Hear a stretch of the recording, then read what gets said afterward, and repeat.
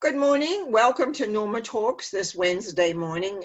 I'm continuing on talking more about the lives, and this time concentrating on what happens when we leave our body and in that transitionary time period before we go into the next body or hang out in the ethers of the different vibrations that we can have. It's still not talking about when we actually get to leave Earth's orbit, because it seems like that doesn't happen quite as easily. Over the years, people would say to me, how come we have so many people? Well, there's a couple of reasons for that. One is people keep coming here all the time, attracted or sent or land here or whatever, arrive in different ways, shape, and form. That's one. Another one that very seldom is talked about is how a soul can split and can move into, it's not, when we're talking about concurrent lives, they can sometimes be split. And so it's about coming back together again. And so there's various reasons why there is a lot of people on the planet at this particular point of time. So I wanted to kind of just reframe, not just reframe, but to go over a couple of things that I have said. And that before, and that has been that we're born and we live our lives. And from the time we're conceived is when the timeline I kind of like to begin with, is that whenever we experience an emotion, we reach back into our memory banks. And that is usually, excuse me, another life. And we talk about past lives in this a lot. And we remake the same decision that we had the last time we experienced the feeling, or if you want to call it an emotion, because emotions are a little bit more than a feeling. In my mythology, a feeling is in the moment, the emotion is when it's been blocked, and it kind of keeps reoccurring. What then happens from that time when you've made that decision, every time you have that feeling, your memory goes back to the last time you had it, which will be in this life, and you remake it. And that's why very often your patterns get set. You have patterns of response, and it's only by beginning to go inside and really beginning to notice, or to notice what triggers you, to notice where you don't feel comfortable and things like that, you can begin to let that go or transform them. And regression work, past lives, is usually one way you can do that. The transformational work I do is another way that we can do that. And so over the years, it's interesting, I do that work now, but I was just thinking, how do I finish this month off when we've been talking about different lives? In 2003, I wrote a little booklet called The Ghost I Took Home about my ghost busting experiences. It's not very long. It's about 30 pages, almost 1.5 spacing. I do have it available actually in PDF form if anybody would like to buy that. I usually just send them out for $10. But it's got a lot of information in it and a lot about my journey with the ghost busting thing. Now, I'm going to read something that's in the very beginning of this book. And because it kind of puts things I think, in a perspective. The moment arrives, it is time to die. A light appears, warm, all-loving, encompassing, enveloping. All you have to do is surrender. Let go of the memories, the pain, the guilt, the regrets, the anger, frustrations, shame, all of it. That is all. Relax. Enjoy the love, the peace the light brings. Time passes. You did not let go. You did not surrender. You missed it. Perhaps you never noticed the light because you were caught up in the events happening, your daughter crying, your car ruined, the physical pain so real and absorbing. Whatever, the moment passed. Time passes. You are aware of your surroundings, but what you are not aware of is that you have died. You are a ghost. Time keeps on going by. You become angry, upset. No one is talking to you. They ignore you. They are in your house, but they keep on ignoring you. You get angrier and angrier when finally someone calls me, the Ghostbuster, and I understand. I come, I talk with you. I bring the light to you. You may go easily, or I may need to reassure you that all your guilt and regret are not important. I will show you how the light truly loves you no matter what. Originally, you missed the bus, the light, and I bring the light back for you. You are released. I am a Ghostbuster.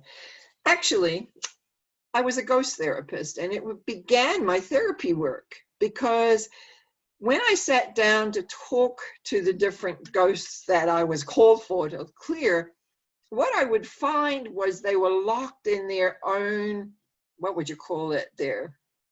I was going to say misery, but that's not really the word. But, and as I mentioned in that part there, before we actually, that's just a sort of a page before, is that, because remember, I wrote this in 2003, and that's quite a while ago now. And I started doing this work in the 1980s. What I began to realize is that they needed to know how the light works. It's okay to say to someone, go to the light, and they go, what's that? Right?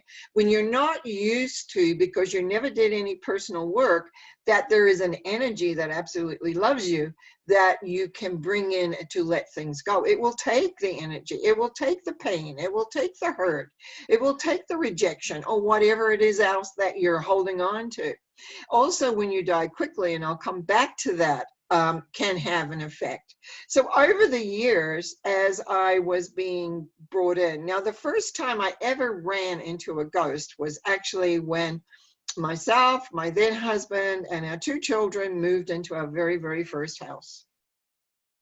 And as we kind of walked in, and it was our house, it was an older house, this young girl came up in front of me, excuse me, and the first thing I said to her, hey, this is my house, get out of here. And it is one of the regrets I had, because I didn't understand about the light then either. I didn't understand about anything at that time. So it was like a shock. And she did, she left. And it's to me, it's always been a sad way to treat an entity, we'll say.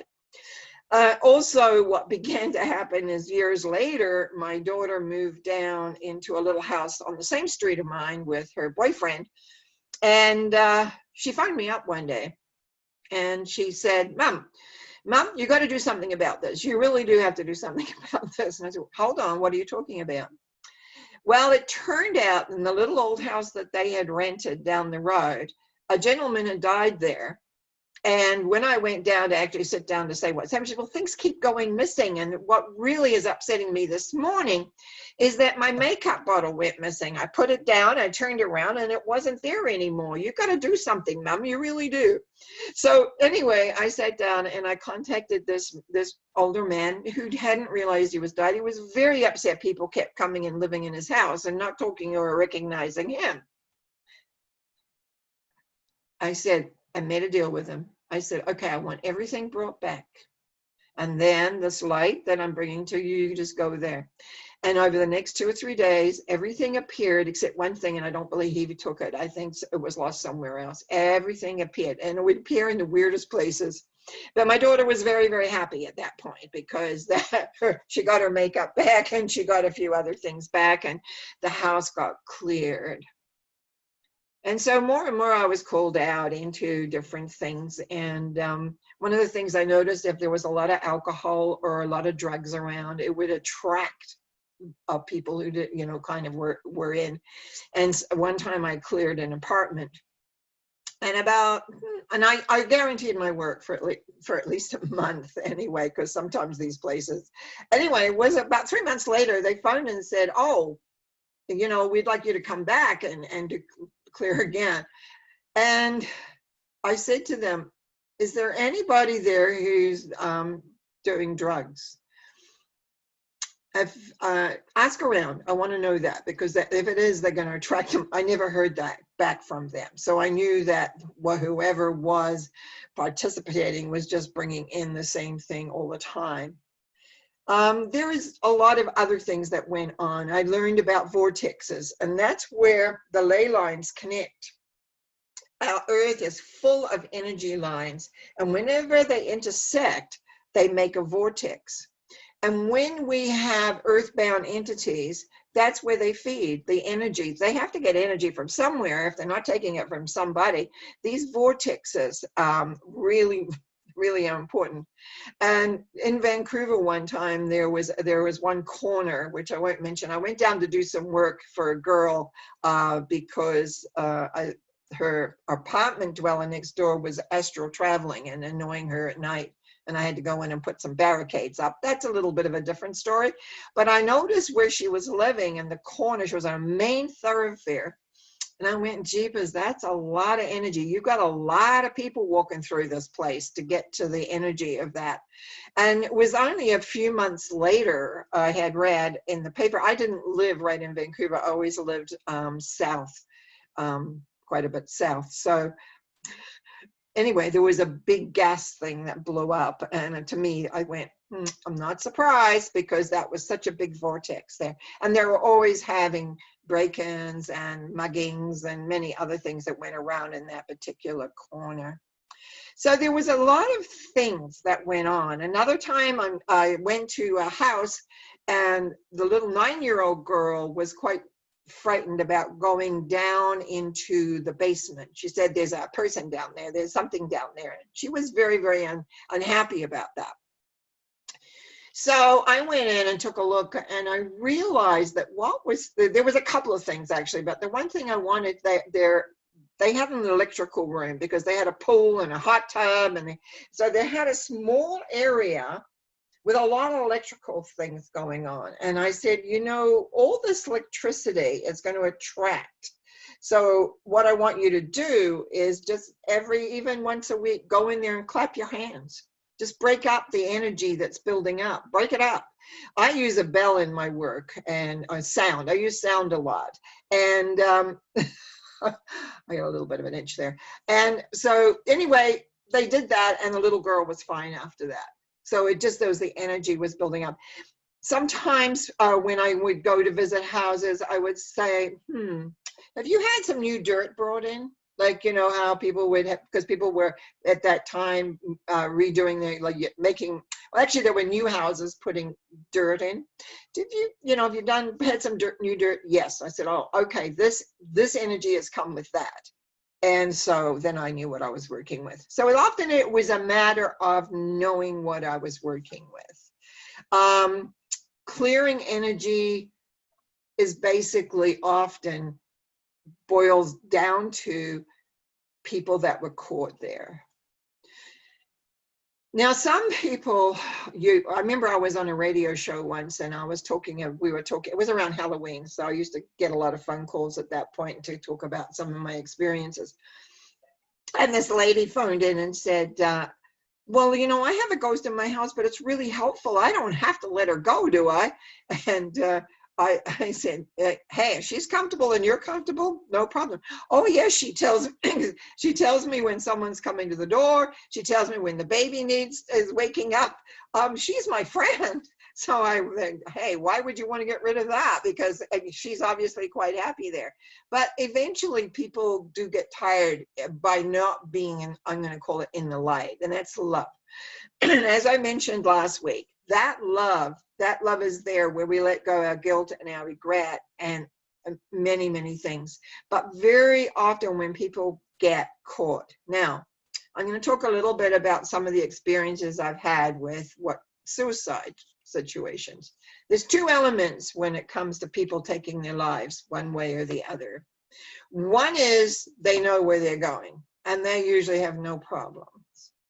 But often they're accidents. And this is what happened to me one time. I'm from New Zealand originally, and all my family is down there, except my children were here. And I was going to say, and ex-husbands, but all my family is down there. And one time, a very, very good friend of my brother had what they thought had committed suicide, and my brother was very distressed about it. And so anyway, to make a long story short, I decided I would travel back in time and find out what happened. And what had happened was an accident. It wasn't something that he had meant to do. And he was kind of getting a little frustrated because things weren't working. And because they get out of time when your soul is left the body, you're not in our timeline exactly the same. So you're a little bit out of time. And what began to happen is, anyway, what ended up happening, I was able to call up his mother, and he was able to make his transition easily. And I was able to assure my brother that he was fine now. And there were a couple of times my family have called me when people are having a hard time in their transitions. We're not taught to let go of strong emotion.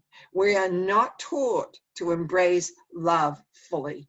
It is, and in fact, many of our religious upbringings create fear of being in the wrong place. All of us have done things that we would prefer that we didn't do. And so it's really important to be able to forgive yourself. It's really important to be able to let go of those things, because if you don't, it won't work. Example of this is, I had a phone call after last week's talk. And this particular person, who I know personally, said that they had started studying doing some ancestral work. And one side of the family, she said, oh, they were really stuck in so many ways, ancestors. But she said the other one, which really were not very great people, they were all happy. And I said, because they didn't hang on to this stuff. And that is the key. Do you want to hold on to the mistakes you've made, all those things, or do you want to let that go? Do you want to embrace love, universal love, that love that is there for you? Then it means that we die. But so many times in certain elements of thinking and being, it is being like, we're going to go down to the hot place. And I have to tell you something where I did some study on that. And then, excuse me, and then the letting, they're scared to even let go, because they have this guilt, this regret. And that's where I learned from the past life regression work that needed to be let go. See, over the years, all my different studies came together to create a sort of an awareness of what happens and what we need to do in order to let go of all of those things, so that we can make our transition. Because that's the one thing we do know for sure. You may avoid paying taxes, but you're not going to avoid leaving your body. That's going to happen at some point of time. So for me, as I think I mentioned another video earlier, I always wanted a roadmap. I always want to know where I was going. So I kind of listened and read and got as much information as I had, and found a lot of the information when I got actually into the work wasn't totally accurate, but that's okay. People were trying to do the best they can. So as we learn, the other thing, I'm talking a lot about the people who haven't made their transition very well. But one time I was called into a house. I was traveling actually, and there was a city that was on the way back home, and I stopped by and I walked in and I couldn't feel anybody. And I went, you know what? I think you're dealing with what I call thought forms. You guys are so concerned about how the son and the brother were doing, that you're creating all these thought forms, and the thought form energy is beginning to feel it all over the place.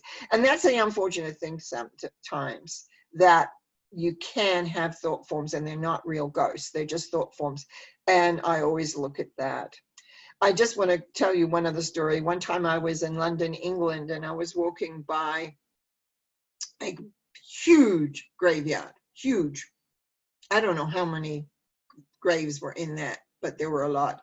And as I looked at it, and I don't usually walk around with my psyche turned on, I really don't, but I was curious. And I went, I wonder how many are in this. Well, there were a lot of energy, different shapes and forms there. So what I did was I created a huge pillar of golden light, which is kind of what I work with. And I just said, I just put out the thought, if you want to go, this is it. I'm here, let's go. And it was like this energy vortex came in and went, everyone was shooting up into this thing. And a few days later, I walked by that graveyard and it felt really clear and good. Because that's what happens when there's a lot of energy around like that. You walk in and you feel a little funny, excuse me again, is because the energy is stuck there. And you need to have movement and you need to have things working. So because of my ghost busting turning into a ghost therapy work, it helped me start to work with people. And I started doing a lot of what I call frozen children, inside children, where we freeze in time. I'm actually supposed to be editing this summer, editing a book I wrote called Connecting to the Light, but reworking it. To make it a little bit more modern in time. And I probably completed about half of that to re-edit it. So I've been a bit lazy this summer that way. But it's like we freeze in time and space. And whether we're freezing in our memories of things that have happened, or we miss, as I said, miss the light, because I just want to go over this one more time. When it is your time to go, what I see often when I visited people, they have family members that have gone before in the room waiting for them or helping them. And they will often talk about that. I've talked to people who work in transitional homes where people are transitioning, and hospice and things like that. They will often sort of begin to like talk to somebody that's not there, but they are there. And the first time I ever saw that was my father-in-law at the time was dying of cancer, and I went to visit him. And I noticed this redhead lady, and I went back and said to my mother-in-law, "Who's the redhead lady I see?" And she said, "Oh, that's his mother." And I went, "Oh, okay." And then I knew just before he was going to pass, and I said to my then husband, "We need to take the kids to say goodbye." And this is one thing I also want you to remember, and I know a lot's been written about that. When people are in a coma, they can't hear you. They just can't talk. They just can't talk. The hearing part of you is the last thing that shuts down. So they can hear you right to the very end. They just can't respond. But what was interesting, me being young, very young mother I was, and said, "Okay, kids, say goodbye to Granddad because you won't be seeing him again." And literally, this man that's been in a coma for several days stirred. His body moved like he wanted to say something and he couldn't. And sure enough, he had passed away the following morning. So I want you to know it's natural. We all are going to leave this shell that we're in, this is what we call our body. And we need to be prepared, I think, for that transition, because it can be beautiful. It can be wonderful. And if you've got people in your life that you're trying to hold on to here because you don't want to lose them, you're just making that transition harder. And I don't know that that's fair, but that's my judgment on that. It certainly is a judgment on that. It's about giving them a blessing, because when they have made their transition to the other side, you see them in dream time. You can talk to them if you want. I always say I did my therapy with my father after he was dead, because we would go for long walks talking about things. Now it sounds kind of weird, but that's what happened. My mom also, I used to call her on her for many things. And I remember one time, after probably about a year or so after she had passed on, and she told me that she was given the opportunity to either go to school and learn or to go play. My father had opted to go play, which he needed to do. My mom said, I said, "Well, if I have to learn some things, I might as well go to school." So I'd call her up. I'd say, "Mom," and she would come and she would talk to me and we would discuss things. This one day she said to me, "Not now, dear, I'm busy." And I knew then I had to let her go. She was on her path, whatever she was doing, and I just needed to let her go. And I consequently did. And yeah, she's my mom, and she's always there, but I also know she's doing what she needs to do. And And in the timeline of coming back and inhabiting another body and things like that, I got to know where they were and what was happening. But at the same point, their personality was still available. So there's still a lot we're learning, still a lot we're coming to understand. But the key is not to be thought bound by judgments and restrictions.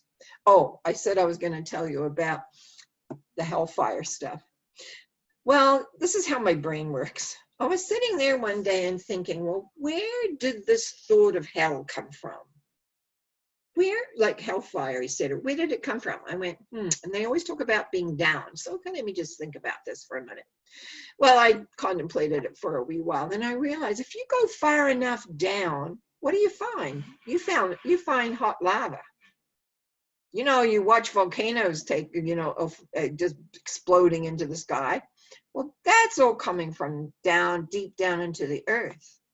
So some person at some time must have gone down there. That wouldn't be very nice to be down there. So it kind of became, I think, that's just me, and I could be totally incorrect, that it became part of our metaphor that if you're not good, you're going to go down to the hot stuff. That's not necessarily true at all, unless you believe it and you create it, because that's what we do. We create our reality by how we think, feel, and respond. Doesn't change when we've left the body. We need to know that we don't have to go down there. We don't have to be in that hot place, that sad place. And I'm thinking about that gal who had two ancestral lines, her mother and her father. One line who had what you would see in from a judgmental point of view, not the best of life, happy, moving forward, everything flowing well. The other one, supposedly stuck, not happy, kind of stuck in you might want to call the down low ethers, because they hadn't let go of their stuff. So this is what life's all about. And I want each and every person, of course, to be as unstuck as possible, which is why I do the work I do today, which is transforming blocks, so that you can begin to feel the love inside of you 100%. That you know you're loved. And even though for me, I find when I get caught up in my head, I sometimes forget that. But it's like the more you do it, the more you know that love is there, the easier it is to get in there. For me, it's just a breath now. I breathe in, let myself drop into my body, and I'm there. But I am a mental person. I have spent a lot of years in my head. So that's my habit, but I don't have to live in my habit. So that's my job. That's what I do, is to help people, whether it's just doing psychic readings for them to explain how they can make their lives better, or doing the deeper work where they can be transformed and have their lives flow. And to me, in a way, get prepared for when you need to really embrace that love energy. This month, we've talked about past lives, future lives, a little bit on concurrent lives, not that much. And today we're talking about life after not being here in body form. I just trust that this has given some enlightenment as to how that goes. As you know, you can always contact me through my website, normacowie.com. You also can sign up for my monthly newsletter, which goes out monthly, just telling what's going on, and I usually offer a special here and there. So, and sometimes I talk about the books. My books have written quite a lot of years ago. And especially today, a lot of the stuff I talked about today is from the little book called The Ghost I Took Home. $10, you can have a PDF copy of it. I think it's about 30 pages. So I just want to wish you well, and trust that you will have a great week and a great aspect of life, and realize no matter what you've done, you are actually forgiven, because the source energy loves you, cares about you, and just wants you to be whole. God bless.